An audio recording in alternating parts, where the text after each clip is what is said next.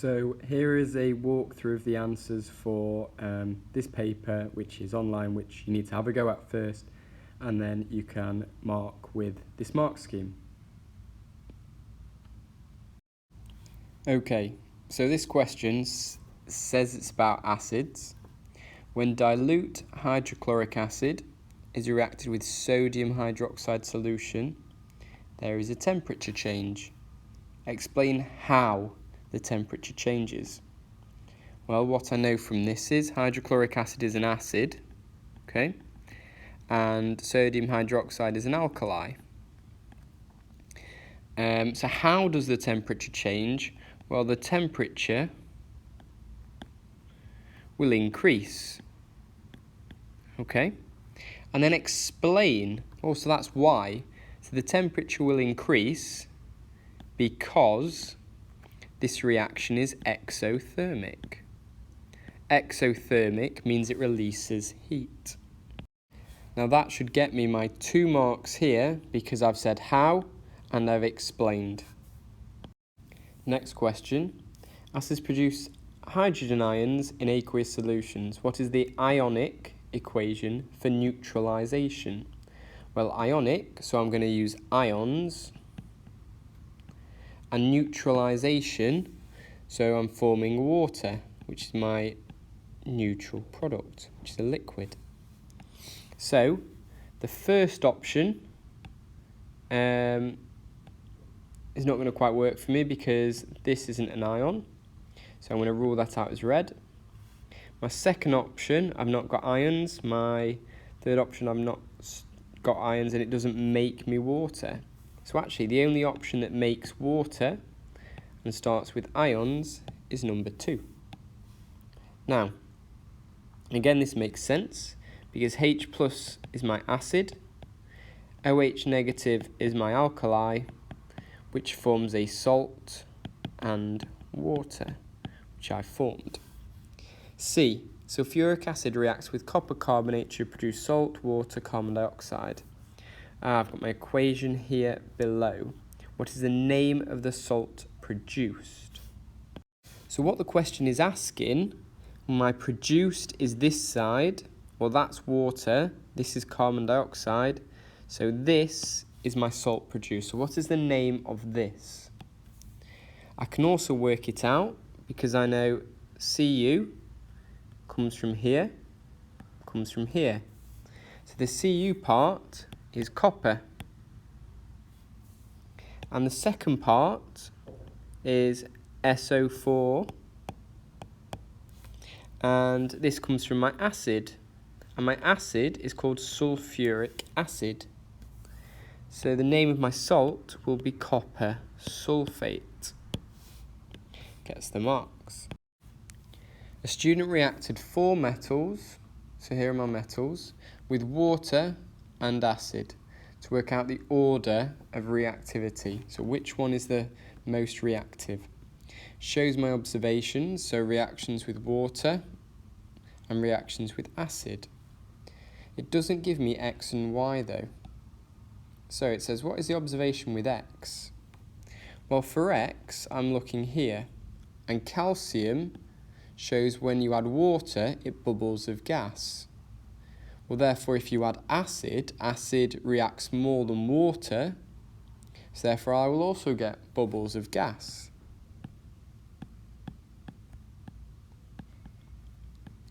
Now, if you look at the second one about Y, okay, copper doesn't react with acid. No bubbles of gas with copper. So then copper is not going to react with water either.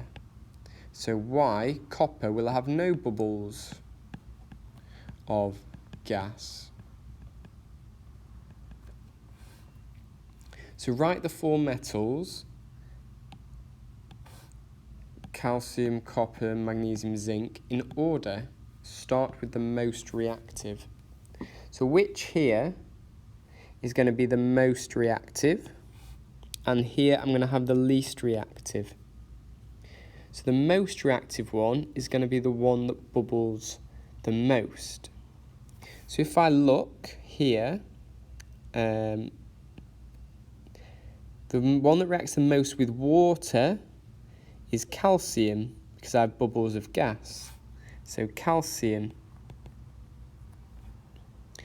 The one that is the next most reactive has a few bubbles, so that's magnesium. And finally, both copper and zinc don't react. So I don't know just by looking at the ones with water at which one is next, either copper or zinc. So then I can look at the acid. So copper has no bubbles, but zinc does. So zinc does react with acid. So zinc is next. And copper is the worst, most unreactive, least reactive, because it doesn't react with either. And there's your order. Next, some gases given often a reaction can be identified. Draw one line from each chemical to test the name of the gas. So you need to know this and learn this. So a lighted splint that goes pop is hydrogen. Relighting a glowing splint is oxygen. And lime water cloudy is carbon dioxide. I've done one line from each chemical. Next, acids react to produce salts and water. The electronic structure of hydrogen is 2,1. The electronic structure of oxygen is 2,6. Draw a diagram to show the arrangement of the outer shell electrons in water. Water is H2O. First thing I would do is I would draw hydrogen and oxygen. It says I only need to do the outer shell. So the outer shell of hydrogen only has 1. And the outer shell of oxygen has 6. 1, 2, 3, 4, 5, 6. Actually, this question's wrong because hydrogen here doesn't have 2,1. Hydrogen's only got 1 electron. So I've drawn hydrogen and I've drawn oxygen. I also know water is H2O, so I need 2 hydrogen.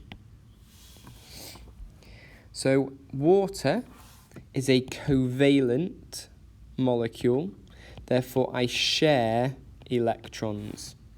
So I now need to draw them where they share electrons. So I will do hydrogen with cross.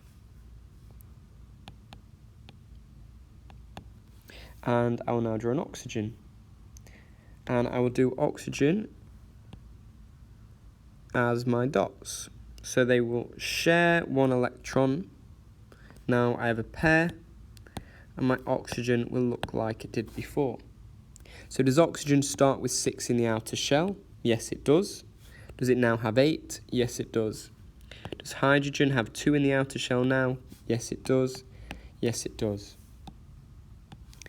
Are the electrons shared in a pair? Yes, they are. Awesome stuff, that's correct. Okay, so it says name the hazard symbol. So the hazard symbol there is showing corrosive. The next question tells you hydrogen peroxide, which is this, decomposes. Complete the word equation for this. So it already tells you hydrogen peroxide is there, turns into water, and the only thing I haven't named left is that. So that is add oxygen. Last one, what does a catalyst do? A catalyst speeds up a reaction and is unchanged at the end. If it said how it does this by lowering the activation energy. This is a great question. Again, it shows you a gas, showing volume of gas produced against time. and it's a metal adding acid to form gas. So it says describe how the volume of gas produced changes with time. So describe. So as time increases, the volume of gas, well, as time goes up, the volume of gas also increases. First statement. It increases until it reaches this maximum level. So until at maximum volume of gas. There is another point though, because what the line does not do, it does not increase in a perfectly straight line like this. Instead, what it does is it starts off quickly, so the rate is fast here, and then slows. So that would also get you the marks. So the volume of gas produced is quickly at first, and then slowly. So it starts with a high rate and then a slow rate. And then it reaches end of reaction. The next question is a classic question you will see. How do you make the reaction faster? Put ticks and make 2 suggestions. So, would bigger pieces? No. Would more concentrated acid? Yes. Would powder? Yes. Would temperature decrease in temperature? No. Remember, there are 5 things. The 5 are concentration, pressure, surface area, temperature, and a catalyst. So, bigger pieces would actually make it a smaller surface area, okay, and would change the amount, but not how fast. Powder increases the surface area, okay?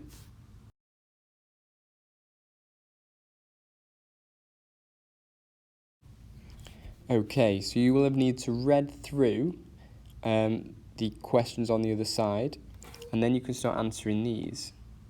So the least reactive, well, the least reactive is the one that doesn't react with anything, and Z doesn't react with anything. So how did the results show magnesium is more reactive than the others? It shows this because magnesium sulfate does not react, okay?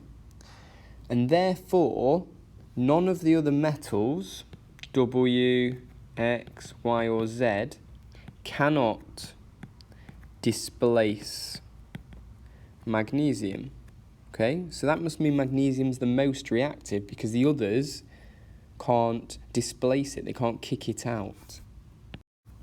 How do the results show that the reaction between Y and copper nitrate is exothermic? Well, exothermic is when heat is given out. So how do they show that? They show that because the temperature increases. One student said the investigation was not valid and not fair. Plan an investigation that includes improvements. Okay, so for fairness, you could do these things. You could stir them all the same. You could have to use the same amount of each solution.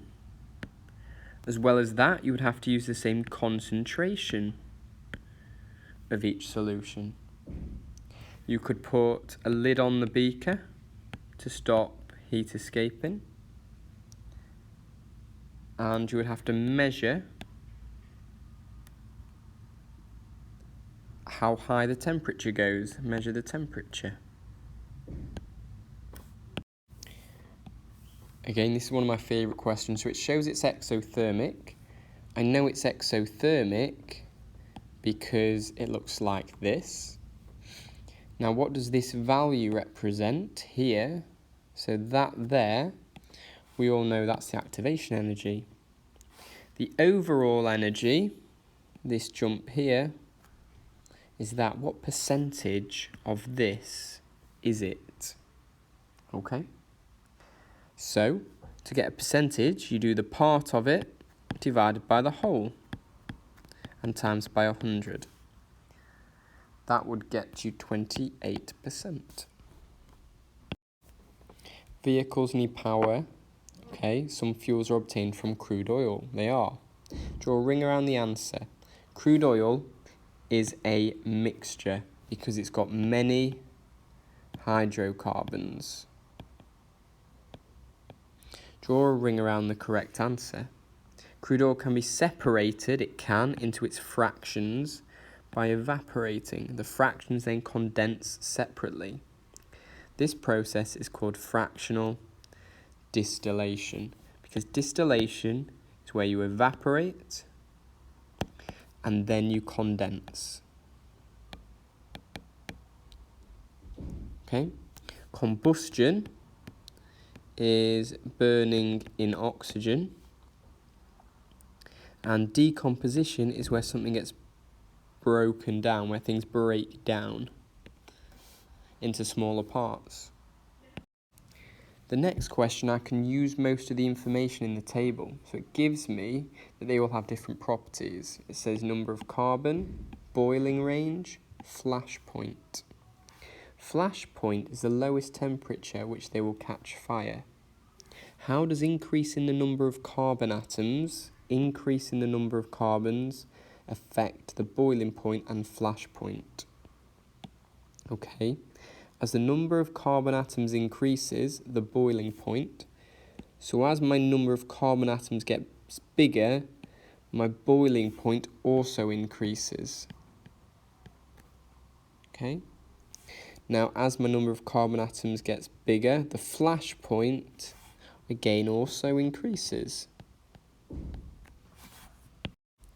Now, octane has 8 carbons. Predict the boiling point.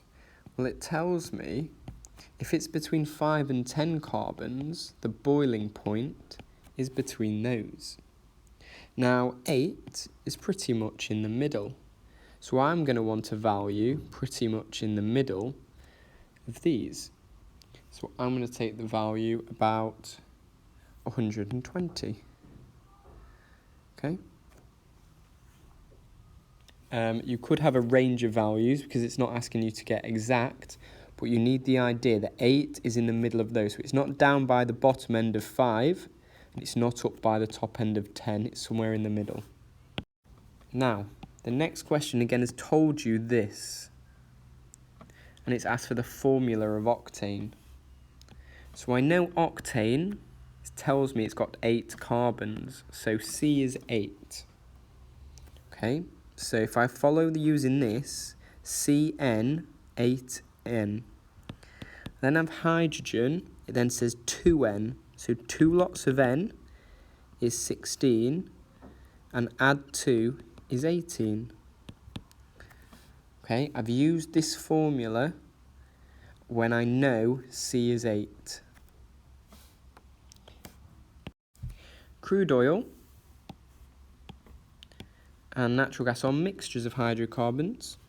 What is the name of the process that's used to separate? So the separation process is called fractional distillation. Methane is one of the gases obtained. Name another hydrocarbon gas. So another hydrocarbon gas could be ethane or propane. Okay, these are both gases. Next one, methane is this. Complete the word equation for complete combustion. Well, I know complete combustion always makes 2 products, and it's the same 2 products every time. It always makes water and carbon dioxide. What different gas is produced by incomplete? So if it's incomplete, it could produce carbon monoxide. Okay, this is learning, you've got to practice these. So, crude oil is a mixture of hydrocarbons. They can be separated and they're done using fractional distillation. Hydrocarbons are made up of carbon atoms and hydrogen atoms. It really should say only there.